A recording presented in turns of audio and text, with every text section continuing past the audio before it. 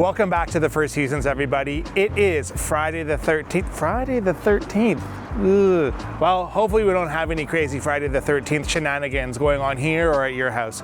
Anyways, the team has been hard at work here in beautiful Burnaby, British Columbia, getting a whole bunch of work done to remove things. We have discovered a whole bunch of extra ceiling height in the basement downstairs, which I'm really excited to share with you. Lots of drywall and mortar. Anyways, there's a ton to show you. Let's just go jump in and have a look. All right, so we are now back in the foyer. We no longer have a front door. That has been removed and saved. Turns out, and I would never in a million of years have thought this, the door frame with the side lights for this particular door unit was worth $12,000. $12K. So obviously we want to preserve that and save that and reuse it. So my advice to you is before you go throwing away existing doors and windows, make sure that you have established what's there is worth. I mean, this is relatively new, but nonetheless, I was shocked to see that that's as much as it cost. You can see that there is a ton of drywall down, so you can really start to see the whole home and the space. We have got this room gutted to stud now. This bathroom is still being worked on right now. We have got this bedroom completely gutted to stud. We've got the bedroom over here completely gutted to stud.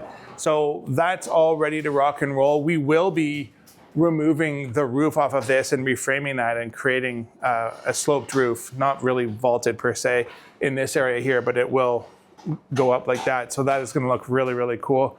Let's keep sliding forward to the kitchen. My most hated item in a house, and that's a freaking pocket door. Thumbs up in the comments if you hate pocket doors as much as I do. Despise the things. We've got Big Al hard at work, taking things apart. We've got most of the drywall down in these areas too. What's going to be really time consuming and interesting to see come down is a fireplace. It is amazing how much work it takes to build a fireplace. It's kind of sad how much work it doesn't take to take them apart. Don't get me wrong, it's still a ton of work, but it comes down pretty fast. All right, let's go downstairs. Ceilings, holy smokes, this is insane. Unbelievable.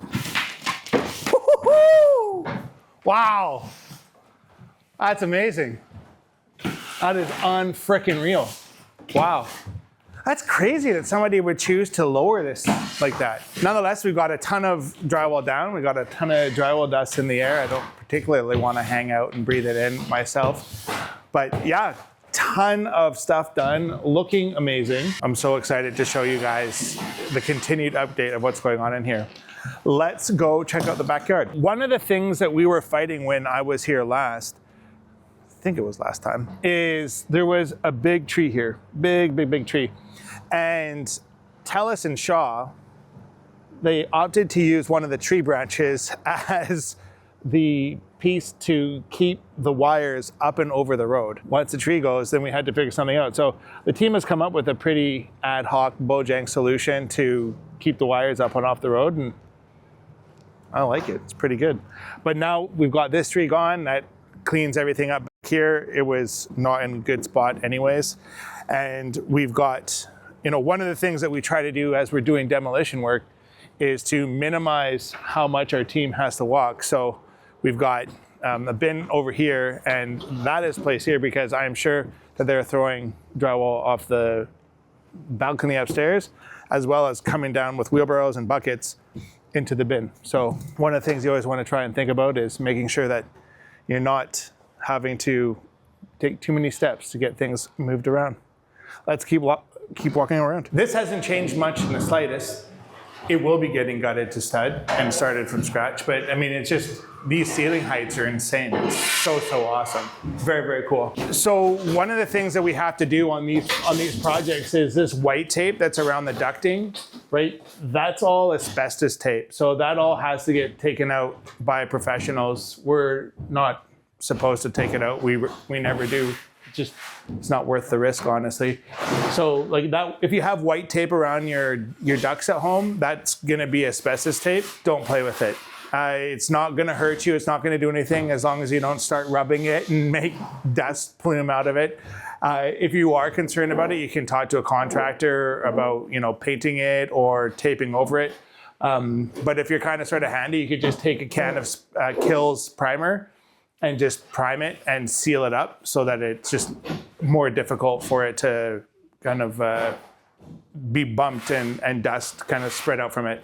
If it's just sitting up there, it's doing nothing to anybody. But if you start rubbing the side of it and making it get airborne, that's where problems come in. All right, let's go look at this other crack. So one of the things that we do come across, and we just can't predict, are these cracks in foundations. Very difficult to see, especially when they're underground. Obviously, we go around outside and have a look, but this wasn't flagged. So what we'll have to do is just get our epoxy contractor in here and get this filled up and made good. So it is what it is. We just fix it. It's not rocket science by any stretch of the imagination. Well, that's it for today, everybody. Thank you so much for watching. Listen, if you're thinking about building or renovating a home, we would love to be the people you talk to. My name's Eric. We're Sprucehill Homes. Give us a call. Let's chat. In the meantime, please subscribe to our channel. We sure would appreciate the support. Like this video so you can see future content and help boost us and make me internet famous. And yeah, thank you so much for watching. Stay awesome.